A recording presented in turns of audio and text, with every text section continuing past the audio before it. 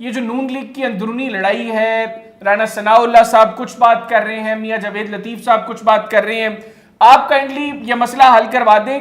कौन ठीक हारा है, कौन ठीक जीता है, किसके साथ ज्यादती हुई है? जी देखिए, दोनों मेरे बहुत ही मोतबर और मोअज़्ज़ज़ बड़े भाई हैं, तो लिहाजा उन दोनों के दरमियान तो मेरी कोई राय जो है वो तो इसी पर होगी कि अगर तो हमारे किसी के पास भी सबूत और शवाहिद हैं वो फिर सामने आने चाहिए। अदरवाइज अब जबकि वफाक में और पंजाब में मुस्लिम लीग की हुकूमतें कायम हो चुकी हैं, तो हम पार्लियामान में हों या ना हों, हमें अपनी जमात की हुकूमतों को मजबूत करने के लिए, उनको तकवीत पहुंचाने के लिए काम करना है। और दूसरा इसमें जो एक वे फॉरवर्ड है वो ये है, जो कि सदर जमात जनाब शहबाज शरीफ साहब के हाथ में है, कि वो फौरी तौर पर जमात के जो आला तरीन फोरम है, मरकजी मजलिस आमला है या सेंट्रल एग्जीक्यूटिव कमेटी है, उनके इजलास बुलाए ताकि उन इजलासों में ये सारी गुफ्तगू हो, जिसकी जो राय है या सबूत है उनको सामने पेश करके क़यादत के सामने हम कोई रास्ता बना सके। हमने सब नहीं जानना चाहेंगे कि दूसरे सूबों में हमारे जो दोस्त लड़ रहे थे इंतखाबात, मर्दों ख़वातीन, उनका क्या तजर्बा था। तो अगर वो फोरम जब इवोक हो जाएंगे तो फिर ये जो गुफ्तगू आज मीडिया के जरिए हो रही है वो फिर वहां एक बेहतर तरीके से हो सकती। मगर सर, राना सनाउल्लाह साहब का कहना है कि जो लोग जीते हैं वो ठीक जीते हैं, जो हारे हैं वो ठीक हारे हैं, यानी वो पाकिस्तान तहरीक इंसाफ के क्लेम को भी जो है वो गलत कह रहे हैं। आप सेकंड करेंगे राना साहब की इस बात को कि जो लोग जीते हैं वो भी ठीक जीते हैं और जो इंतखाबात के अंदर हारे हैं वो भी ठीक हारे हैं?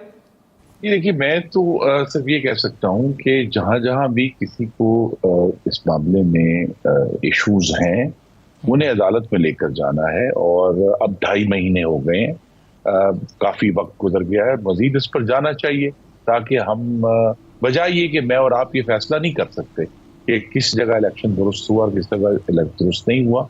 सिर्फ ये अब ये है कि जो ज़िमनी इंतखाब हुआ है उसके नताइज भी एक कहानी सुना रहे हैं, और वो ये है कि पाकिस्तान के अवाम जो है बाय एंड लार्ज जिस जमात की नशिस्तें 8 फरवरी को दी गई थी वो उन्होंने वापस की। सर मैं बाई इलेक्शंस के ऊपर भी आता हूँ, लेकिन उससे पहले इसी के ऊपर थोड़ी सी गुफ्तगू करना चाहता हूँ। अता तारड़ साहब जो वफाकी वज़ीर इत्तलात थे, उन्होंने कहा जी कि पीटीआई कंपनी नहीं चलेगी क्योंकि इसमें आपसी बहुत इख्तलाफात हैं।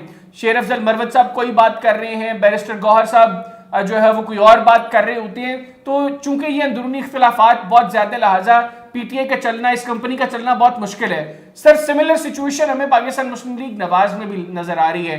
राना सनाउल्लाह साहब और बात कर रहे हैं, मियां जावेद लतीफ साहब और बात कर रहे हैं। तो अगर वो कंपनी नहीं चलेगी तो ये कंपनी फिर इन हालात में कैसे चलेगी? दूसरा, हमें पाकिस्तान मुस्लिम लीग नवाज के अंदरूनी मामलात को सेटल डाउन करने के लिए नवाज शरीफ साहब भी मुतहरक नजर नहीं आ रहे, या मियां साहब को सूट करता है कि इस तरह की डिबेट जो है वो होती रहे? नहीं, देखिए, एक तो अब ये कि वक्त खुद भी एक बड़ा बेरहम उस्ताद है। जैसे जैसे अब वक्त गुजर रहा है हमारी ये सब जो डिबेट्स हैं वो माजी के बारे में ना, कि 8 फरवरी को क्या हुआ, क्या खराबी हुई या क्या ठीक हुआ। तो अब वक्त के साथ साथ ये जो माजी की डिबेट्स हैं वो धुंधला जाएंगी और हमें बहरहाल आगे बढ़ना है। मसलन वफाकी हुकूमत के सामने अभी बजट का बहुत बड़ा एक मरहला दरपेश है, अगले चंद हफ्ते बाद ही। अब अप्रैल के आखिर में हम मौजूद हैं, तो 5 हफ्ते के अंदर अंदर नया बजट आना है।